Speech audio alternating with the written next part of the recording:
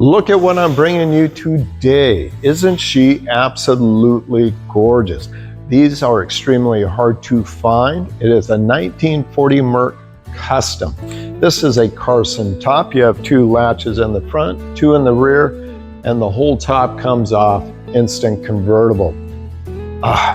She's done in white leather with powered seats, running a 302, a C4, or 9-inch rear end.